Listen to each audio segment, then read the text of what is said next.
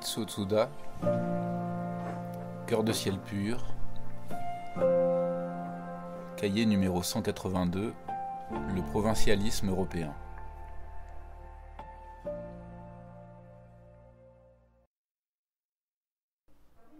Quelqu'un me dit, voilà un type qui me dit, j'ai lu 2 ou 3 bouquins de Tsuda, c'est dingue, il se fout de la gueule des Européens. Alors j'ai laissé tomber. Que voulez-vous que je dise ? J'ai demandé à une des lectrices, est-ce que vous avez l'impression, en lisant mes livres, que je méprise les Européens et que je fais uniquement l'éloge des Japonais ? Elle avait l'air étonnée. Qui a dit cela ? Je lui ai dit son nom. Ah tiens, c'est drôle. Oh non, vous êtes parfaitement impartial dans vos idées, vous m'avez même fait connaître beaucoup sur nous-mêmes, des choses que nous ignorions totalement. J'ai demandé aussi à un professeur de français. Est-ce que la lecture de mes livres et la pratique du mouvement ont des effets préjudiciables ou nocifs pour votre métier ? Il avait l'air intrigué. Comment cela ? Eh bien, j'ai connu 2 ou 3 enseignants de français qui m'ont dit que mes livres les ont complètement ébranlés et qu'ils ont perdu la foi dans leur métier. C'est curieux. Moi, en tout cas, j'ai bien profité de ce que vous nous avez enseigné. Maintenant, je vois beaucoup mieux ce qui se passe dans la classe. Par exemple, il y a une jeune fille, elle est enquiquinante, elle pose des questions sans arrêt, elle veut tout savoir, tout comprendre à l'avance. Je lui dis qu'il y a des choses qu'on ne peut pas comprendre, qu'on ne peut comprendre que lorsque le moment arrive. Mais non, elle n'arrête pas de poser des questions. Elle est très sincère en plus. Une telle attitude ne manque pas de perturber les autres élèves. Je découvre que les élèves, au fond, se fichent pas mal de comprendre. Ils parlent parce qu'ils ont besoin de parler, pour cacher leur inquiétude. Je m'estime heureux si parmi les gens qui viennent frapper à notre porte, il y en a 1 sur 10 qui reste accroché à mes explications ou à la pratique.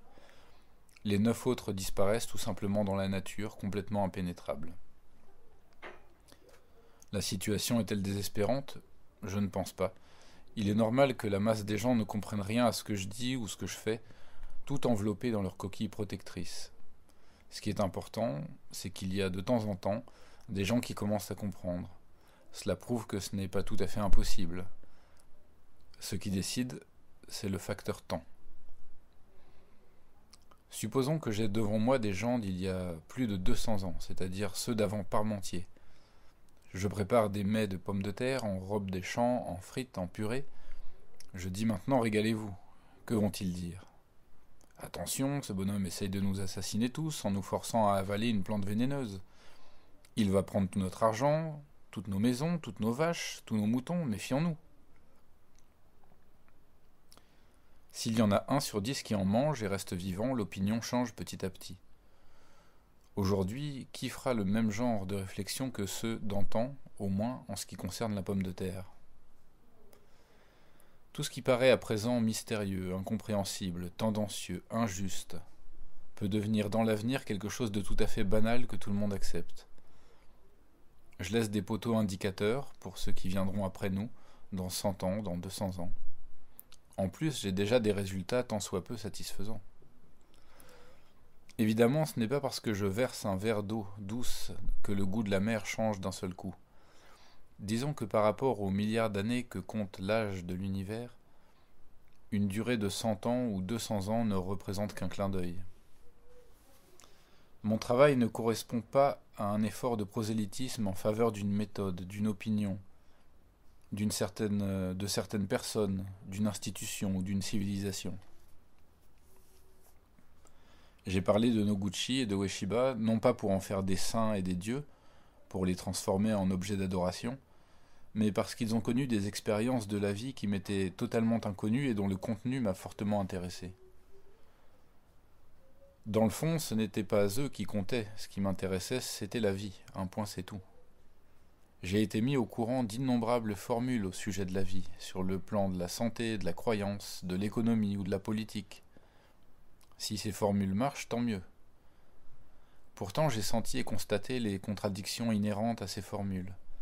Plus on insiste sur l'égalité, plus l'inégalité augmente. Les pacifistes risquent de mettre en péril la paix qu'ils préconisent. Plus la médecine fait des progrès, plus l'homme s'affaiblit. À écouter les militants de ces formules, ils ont des arguments intarissables pour défendre leur position. mais quelque chose en moi me retient d'y adhérer. J'en ai connu des résultats et j'en pressens les aboutissements. Si les gens veulent montrer que tel peuple est supérieur aux autres et qu'il est doué de capacités supérieures à tout point de vue, ils n'ont qu'à prendre leur initiative à leurs frais et faire le travail nécessaire. Ils arriveront à trouver autant d'arguments qu'il faut pour soutenir leur thèse. Ils provoqueront inévitablement la riposte de la part de leurs opposants. Toute action de prestige est extrêmement oneureuse. En tout cas, ce n'est pas mon travail. Pendant la guerre, le gouvernement japonais lançait des slogans anti-anglo-saxons, en disant que les Américains et les Anglais étaient des monstres cruels, et que le Japon était en une guerre sainte contre eux. Que voulez-vous que je fisse ? Après la guerre, les Japonais ont découvert que les Américains n'étaient pas des monstres, sans être nécessairement des anges. C'était un besoin politique qui avait décidé l'orientation de l'esprit. On ne peut pas lutter contre le déchaînement des forces aveugles. En même temps, ils ont appris qu'ils avaient eux-mêmes commis pas mal de barbarie. Je ne suis pas avare de reconnaître les qualités des Européens. Mais ayant connu cette perpétuelle guerre d'opinion qui les partage et les oppose, j'ai senti une lacune qu'ils ignorent. Je sens qu'ils encaissent les contre-coups de leur qualité. Ceci ne veut pas dire que les Japonais s'en sortent mieux. Les victimes sont nombreux à la suite de l'industrialisation du pays. Seulement, le problème ne se pose pas de la même façon au Japon qu'en Europe, et même en Europe, chez chaque peuple. Au XIXe siècle, l'Europe était le centre du monde. Les puissances occidentales pouvaient envoyer leurs flottes dans tous les coins du globe, et grâce à l'efficacité de leurs armes à feu, imposer leur message de paix et de civilisation. Que pouvaient faire les samouraïs, peut-être valables dans les combats rapprochés, contre les salves d'obus tirées à plusieurs centaines de mètres par des matelots qui, eux, ne risquaient rien? Les Japonais, vite convaincus de la supériorité de la civilisation occidentale, se sont mis à son apprentissage. La science, la littérature, les arts, la musique, l'administration, l'armée, la marine, l'industrie, le commerce. Aujourd'hui, on peut trouver à Tokyo presque tout ce qui peut être qualifié d'occidental.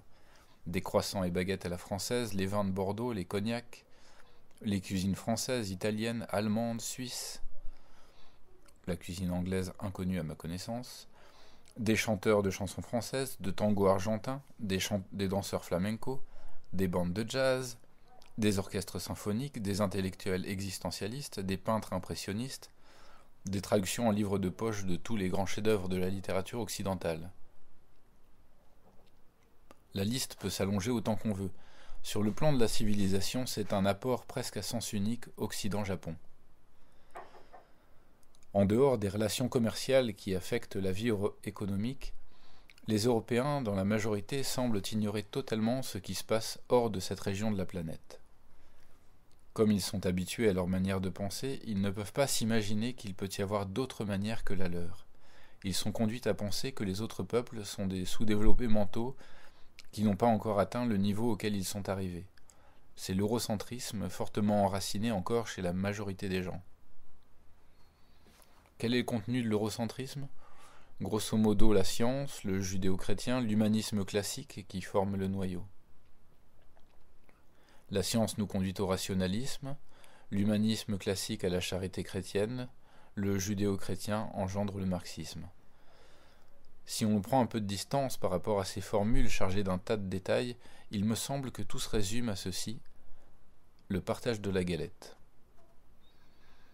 Érigés en corps de doctrine, ces produits de la civilisation sont impressionnants. Mais de mon point de vue profane et amateur, ils se ressemblent tous. Ils ont des slogans qui les distinguent et les opposent. Parfois ils partagent le même slogan, l'amour du prochain par exemple, et s'entretuent avec des drapeaux différents. La charité chrétienne est une idée séduisante. Si je distribue un billet de 100 francs à tous les pauvres gens du quartier, je fais certainement un acte de générosité qui mérite des louanges. Mais je n'ai pas le contrôle de ce qui se passe après. Si j'apprends par la suite qu'il y en a un qui s'est saoulé la gueule dans un bistrot avec cet argent, un autre qui a acheté du hashish et un autre qui a acheté un couteau à cran d'arrêt pour faire de la bagarre, je mets en doute la validité de mon acte. Il ne me suffit pas de satisfaire une idée. Il me faut encore voir plus loin. Il me semble que le communisme découle de la même source d'idées. Il y a certainement bien des paradoxes résultant de la même manière de penser, mais quand on a affaire à des millions et des millions d'individus, on ne peut pas surveiller tout d'un bout à l'autre. Il est évident que les idées européennes, à cause de leur caractère général et universel, ont le grand avantage de faciliter leur application dans des domaines très étendus. Il faut dire aussi qu'elles sont très cérébrales. Si elles peuvent satisfaire l'intelligence humaine, elles ne satisfont pas nécessairement l'individu, qui est un être essentiellement paradoxal. L'individu, quelle énigme! Dans ces courants d'idées, il y a un groupe de savants qui se sont penchés sur la nature des choses qui se passent en dehors de l'Europe, chez les autres peuples.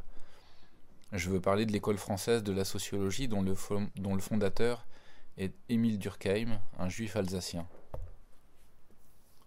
Notons que depuis la fin du XIXe siècle, il y a eu pas mal de penseurs et savants juifs qui ont apporté des idées révolutionnaires dans le domaine de la pensée occidentale. Einstein, Bergson, Freud, etc. Cette école a eu des successeurs comme Lévi-Brühl, Marcel Mauss et Marcel Granet. Le hasard m'a conduit à connaître personnellement ces deux derniers avant la guerre. Qu'y a-t-il de particulier chez ce groupe de savants, alors qu'il y a aussi des chercheurs qui se sont lancés dans l'étude des peuples non occidentaux, des ethnologues, des anthropologues américains, anglais ou allemands, qui ont travaillé à pied d'œuvre, en équipe ou individuellement. Les Français, eux, ils n'ont pas beaucoup bougé de leur bureau, de leur fauteuil. Ceux qui ont travaillé sur place ont recueilli des observations et des renseignements en quantité, et devant l'accumulation des données, ils ont été conduits à émettre des hypothèses et des théories.